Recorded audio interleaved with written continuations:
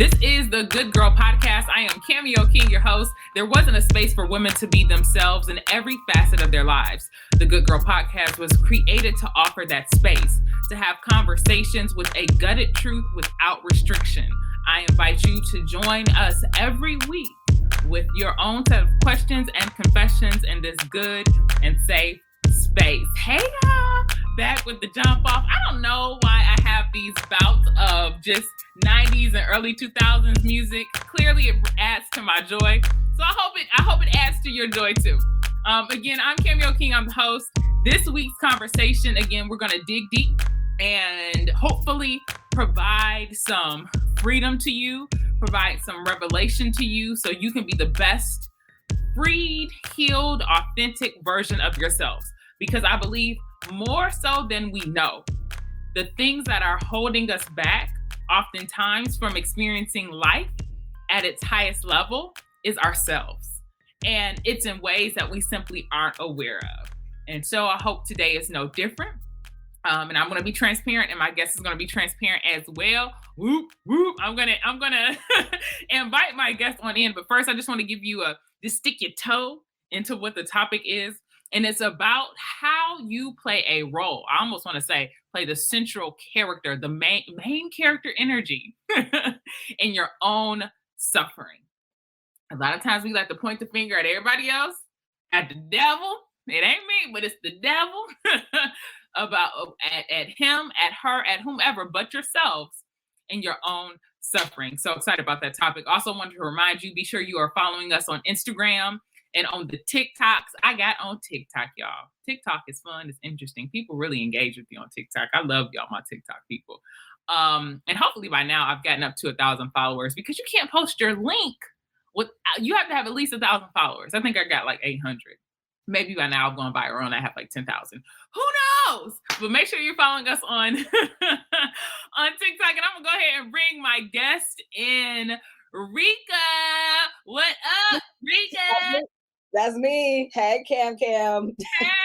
And so Reka may be new to some, but familiar to my loyal Good Girl Podcast listeners. But Reka is the Boundaries Coach. Yep.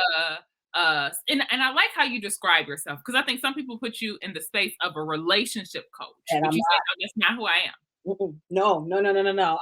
I'm in the space of helping with women set their boundaries and keeping them, right? And also helping women untie their identity to men. So I ain't got nothing to do with, if you want to know the 5 top ways to get a man to do, we're not doing none of that. I am talking to you about you. And then from that, though, once you get your boundaries, like I'm the boundaries queen, man. I can set a boundary like, well, no, so good. And I feel like once you get that also means you fully understand who you are. And I do think that it's still a journey. It's an ongoing journey, which is what we're going to talk about today. But once you have that, and then you're good at your boundaries, I just believe life will be more peaceful. You know, not perfect, but definitely more peaceful. So yeah, we ain't talking. I don't know how to get to that. I have no idea. I think it'll be more peaceful, and Reka, I think it'll add additional joy to your life, because those boundaries allow you to be authentic. They allow you to be yourself. They allow you to get to the highest and the best expression of people. I think people underestimate boundaries. We ain't gonna go too deep, but being a boundaries coach and knowing how and when and what your boundaries do are crucial. Because I think people think boundaries, you can correct me if I'm wrong, and I'm gonna get back on track to what we're talking about. But but I think we think boundaries are for other people, right? I'm setting this boundary so you won't cross it. But I believe that the boundary is really to protect me from violating my authentic self. It's really not about you, but it's because I know the reason I set a lot of boundary is because Cameo can't control herself, not because you can't, because I can't control. I don't know how to not pick up the phone. I don't know how to tell you I'm gonna call you back, so I got to put my phone on silent and put my phone in the other room. Exactly. People believe, and this is where my belief was, if I set a boundary, then you will change for me, right? No. If they never change, it doesn't matter. but you set that boundary and then you can walk away proud of yourself. But the more times you say, I can't sleep with my phone next to my bed because people wake me up or they text me too much or whatever, the more you say you need to do that and you don't do that, you are chipping away subconsciously at that trust factor, which is what Ayanna Van Zandt talks about in trust. Like, it matters what we say to ourselves and what we say we're going to do. And then when we don't do it, it is at our detriment. That's how we participate in our own suffering. So it is, like you said, it's about you. I think it is a delineation. Is that the word? Ooh, did I say a big word? Listen, I'm with it. Keep going. Listen, if it don't mean that, I know what you meant. Right, exactly. It is the line between who they are and who you are. Mm-hmm. Mm-hmm. And it's a peaceful space. And you're like, yo, I did that. That hurt my feelings, but I did that. Yeah. You know, that was hard, but I did that. Yeah. You know? So. And you just get closer to who you are called to be. And that's huge. Absolutely. That's huge. So let's get on to this topic. So that was for someone. So if someone was listening, right. and maybe you had a prayer up until God and you needed, listen, this was not planned. This was not in our, that was for you. It was for you. God loves you. And so what we're talking about today is how you play a role in your own suffering. And when I first saw that and I first heard that, it hit me in a way because I know I have.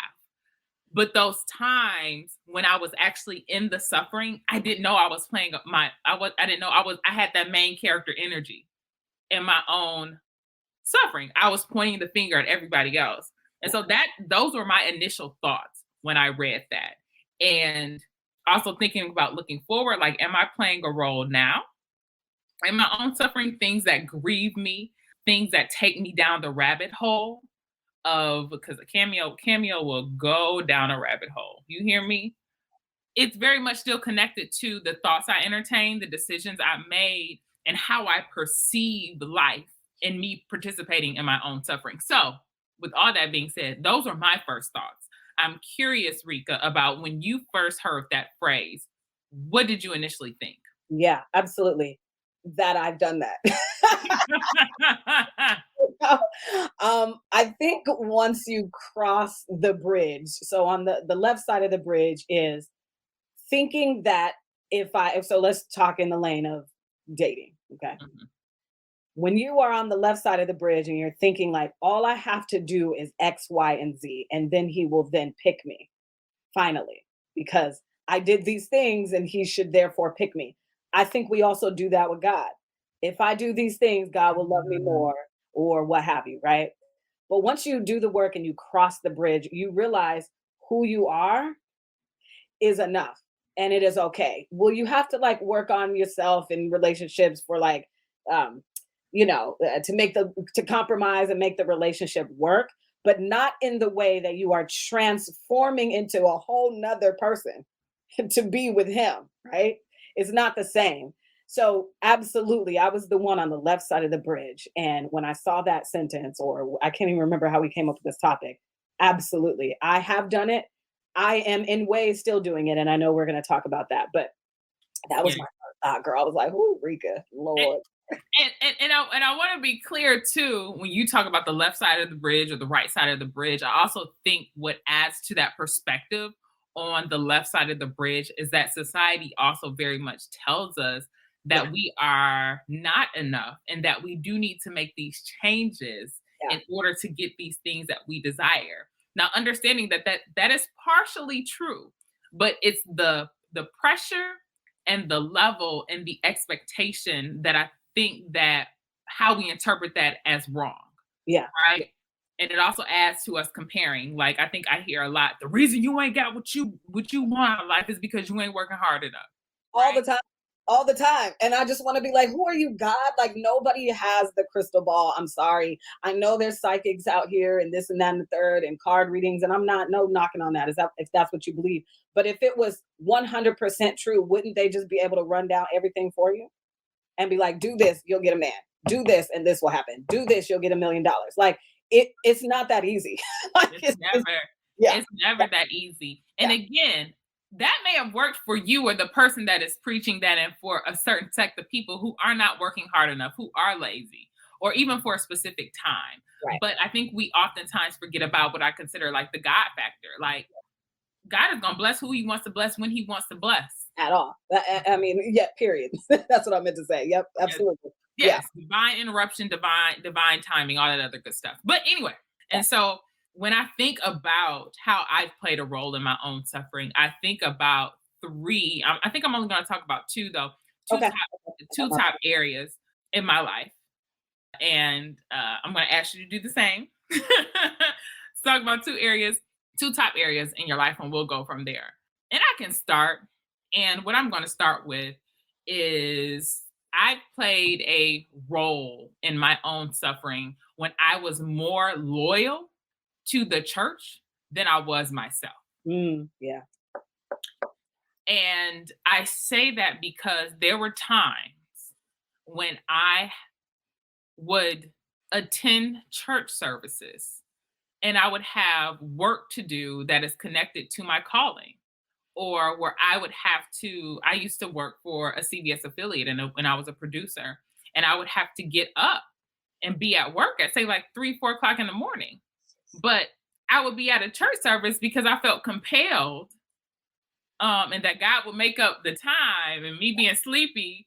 And I would be at a church service up until 11 o'clock because it was a special service. But I'm the only person in that whole place that has to get up and be attentive and be present and actually use my brain, to work. And that was just one area. I would do that in a lot of areas, and it would be prioritizing things, mind you, that were good for me in certain spaces. I would prioritize those things over myself. I talked about it earlier about picking up the phone. If my friend were to call me and I got to be up at 4 o'clock in the morning and she needed to talk through something, I would stay on the phone because I'm doing my job as a friend. I'm doing my job as a Christian. I'm doing prioritizing. And then who suffers? And I want to say this too. We're using suffering very westernized. I don't even want to say westernized because look, Jackson, Mississippi, what they're going through right now with not having water. Yeah. So I mean, I'm just using different kind of suffering. We're not talking about that. Yeah. Mm-hmm. Yeah. Because it's folks that suffering for real. Right. But very much doing things to my detriment that would cause me anguish in the long run. That would cause me to not fulfill my purpose and destiny, that will remove joy and happiness or whatever it was very much prioritizing people and things above myself. Like that was huge. Yeah. And can I ask you a question? Because I know you and I, we are very, I don't want to use the word critical, but I'm going to use it right now, of the church, right? And religion, right? And so you thinking that and being in that space, do you feel like that's what you were taught? Whether subconsciously, on purpose or not, sometimes I think we learn things that maybe somebody wasn't trying to teach us, but unfortunately we learn it. Yes. In some faith settings, yes. I remember a pastor or a speaker saying it was an evening service, and I went to the evening service after I went to the service during the day too, that, I just feel like you gonna get everybody, and it wasn't a lot of people in there. I just feel like you gonna get extra brownie points in heaven because you attended this service. And yeah. And it's like, show me that in the Bible, please. Yeah. I've also heard, like, again, I know we can be critical because this is what we experience. And I think we're critical because we love that institution and because that institution has been beneficial to us and we wanted to grow and we wanted to do better. I've also heard on the same hand, other pastors say, I don't care how many times you come to church. Like, are you like, have you sat down and had a conversation with God? Like, what do you do on the regular? Yes. Whatever you experience here should only be confirmation of your relationship that you have at home. Your at-home relationship should be paramount. So if you're coming to church more than you're talking to God, that's problematic. Yeah. Uh, Ooh, ooh. I think you need to say that again, Cameo.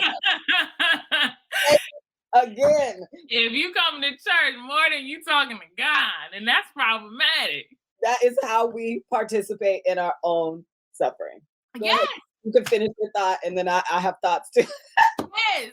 And so I think it's again just painting this clear picture on what I've experienced, where I've played a role in my own suffering, and also how I had to admit and become accountable and become free so I wouldn't continue that cycle. And the tricky thing about this, and I think about a lot of these things we're going to discuss, is because there is almost an aspect of it's what is it? What's the Bible verse? One lump makes the whole bread unleavened. I'm mixing it all up. Oh, But Lord, it's yeah, but go ahead. y'all know what I'm saying if you if you're paying attention. Yeah.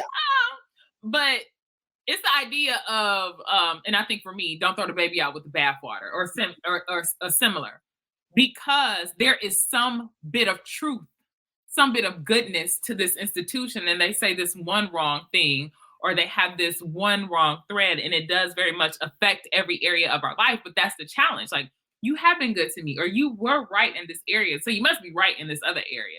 Right. So it's us, I'm going to use the word, it's us delineating what we should, what's the baby and what's the bathwater, right? What do we keep and what do we take? What's dirty and what's good? Because there are times where it has been it didn't contribute to my suffering. It actually did the opposite. It was helpful to my freedom. And so I think this is how we get into the space of participating in our own suffering. Yeah. Gosh. Okay. So I'll start with the comment that I heard growing up in church. Well, the Bible says faith without works is dead. Faith without works is dead. So I'm gonna be on the usher board, and I'm gonna do this, and I'm gonna do that. So you think that you have to do all of these things for the church. But my question is, no, what is God calling you to do? Because honestly, I have no calling right now in my life, and I don't know.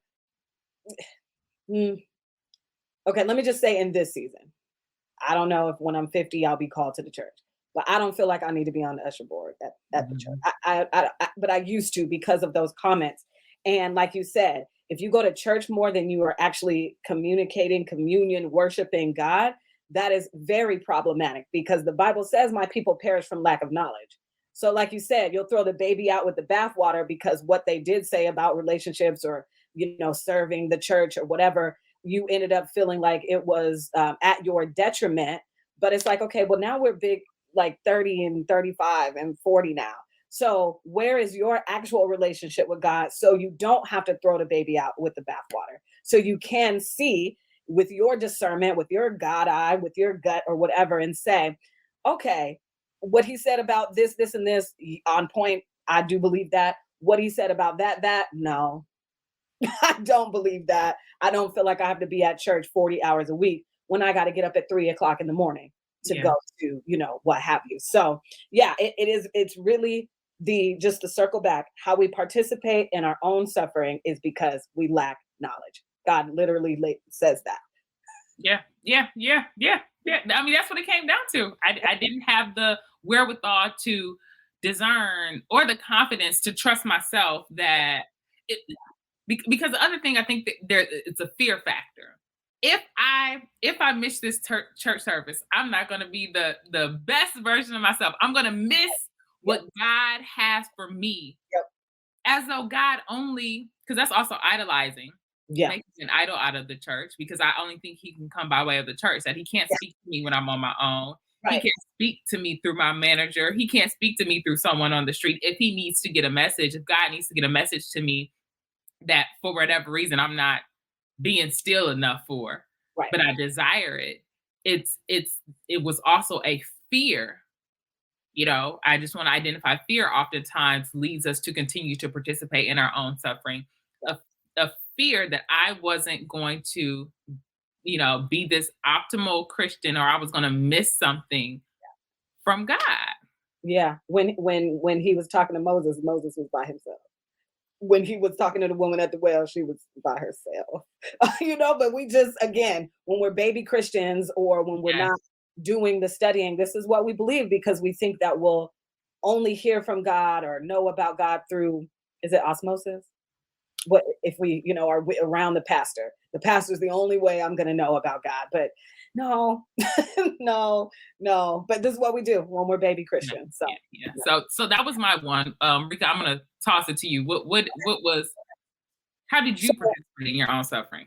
Right. So obviously I have some church stuff too, but I will take it here because I put the question on Instagram, and all of the comments that I did get back were in the lane of relationships, right? Mhm. Like dealing with men.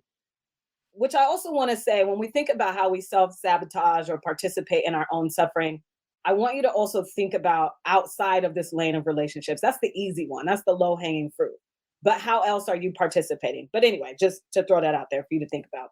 So mine was your gut feeling versus the need for tangible evidence.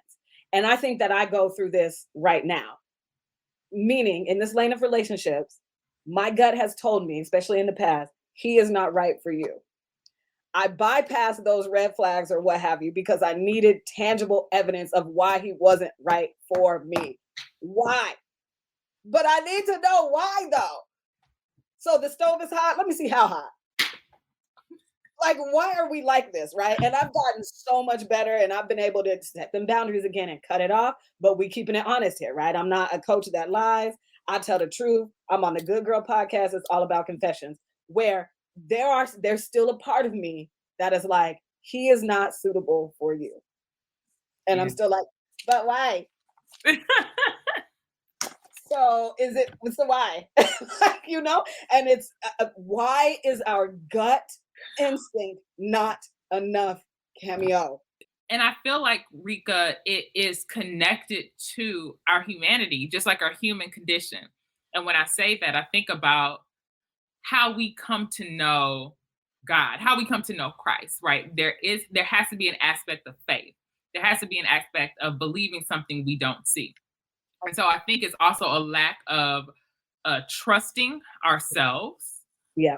And also a lack of trusting God, and just knowing that what you are feeling and what you are seeing is enough. Like, you don't need the evidence. You just have to walk in what you know. And that by itself is faith. And I think it's difficult, but let's be honest. It feels good. It feels awesome. It has felt awesome when I have cut a guy off, say a year, 2 years ago, and it comes back around and you see you like, oh, I knew he wasn't nothing, but I didn't know he wasn't that nothing now. Right. And it feels great, but you kind of want that evidence ahead of time. Yeah. And I think the way that we, because I want to give you listening something tangible to strengthen the gut feeling. And I think the way that we do that is what I said Ayanna talks about, is if you say, every morning when I wake up, I'm going to drink a warm glass of water. That's the first thing I'm going to do. Do it every day, every single day. Then you'll start seeing results. It's just like working out, right? It may take 3 months, but if you do it every day or whatever your consistency is, you're going to see the results and you're going to be like, oh my God, look. What?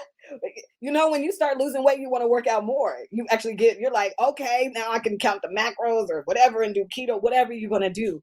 We see it tangibly in other assets of our life, but it's the relational one that is weird or harder or frustrating because you may not see it ever. Yeah, when he circles back around in 2 years and he's still trash, great.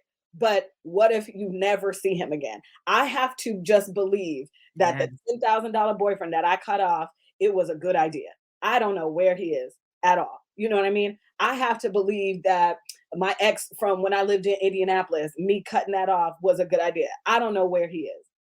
We just have the faith thing, man. And that is, so I don't know that we're ever going to be perfect with it because we do have this human experience. Oh, but man, to strengthen that, keep doing what you say that you want to do in other areas of your life. And I promise you, I feel like, and you can tell me if I'm all the way out in left field, Cameo, and I ain't making sense, But I feel like the more you do what you say you're going to do in other areas of your life, it actually helps you in the lane of relationships. I think it does. It does depend on who you are and how much you stand on your integrity. But for me, my word is everything. Yeah. So if I say I'm going to do something, it makes me proud of who I am. And I feel like it very much makes me more of a force to be reckoned with. So when I say whatever I say, I mean business. Like I'm not. Yeah. And it becomes my reputation, and it is my reputation. So when I say no, and I say it calmly, I can say it with a smile, but Cameo is serious. Yeah. Or when I say I'm done, or when I say no, let's go, or when I say whatever it is I say. Yeah. Yeah. It very much becomes, and I think also that's our relationship with God. When God says something that it is when you see it. Yeah. And even when I think about it, it's funny when you said we don't ever get to find out. Yeah. When it comes to this relational thing. But I feel like God, at least for me, I feel like God been showing me like, Cameo, you don't make good choices. Yeah. Absolutely. Yep. From the beginning. Like everything, like, so we have Facebook now. And so you get to see guys you had crushes on. From kindergarten through high school, through college. I mean, some of my choices, but baby, some of the other ones, I was like, oh, praise God. It just didn't work. It's like we got to thank God for some of them unanswered prayers too, right? Like, thank you, He didn't give me him or what have you. Yep. Yeah. Mm-hmm. One dude, I had a hard crush on. I don't know, it was high school, but you couldn't tell me. You couldn't listen. Yeah. Baby girl was hurt, but I see him now. Praise God. Praise. Listen, I'll be ready to sing a song. Praise him. Praise him. I don't know what song that is, but you get it. I get it. Mm-hmm. So, my number 2. Okay. And I think I'm going to switch this up a little bit. And okay. It's so funny. I asked the same question to see if we were aware, for the most part, on Instagram. And 100% out of everyone who voted said we do participate in our own suffering. Everyone who voted. Everybody said, yep, we participate in our own suffering. And then someone actually responded because I asked how. And it made me change how we looked at this conversation. She said self-denial. I think that is the foundation in which we participate in our own suffering. When we are not honest and when we are not accountable for our role in any and everything.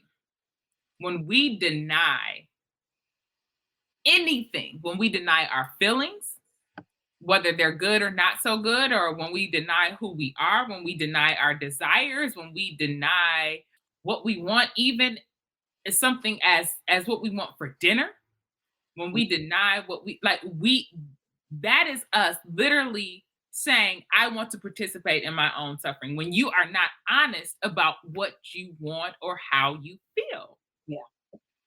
I believe freedom and joy, self-fulfillment rest in your authenticity. And you cannot be authentic denying what you want. Yeah. I talked to a sexologist on one of my past shows, and she talked about pleasure. And she says, oftentimes when people think about the act of sex, they limit it to the physical piece, but it's so much more than that. It's how you experience pleasure in totality. And so the call was to practice pleasure in every area of your life. And she said it's something as simple as, do you like the way something feels on your body? Do you like the way this sweater feels on your body? Do you like the way the rain hits your hand? Do you like the way something smells? And if that is how we experience pleasure, if we are not honest, what we like and what we don't like in the little things, the sweater, the food, the aroma, we are not going to experience pleasure and joy in other areas of our life.